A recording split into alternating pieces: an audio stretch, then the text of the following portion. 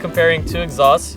This right here is my friend Ryan's, his 2016 WRX, and the one behind it is my 2015 WRX. His car has an NVIDIA N1 catback, and mine is stock. So we're gonna do some comparison videos so you can see the difference.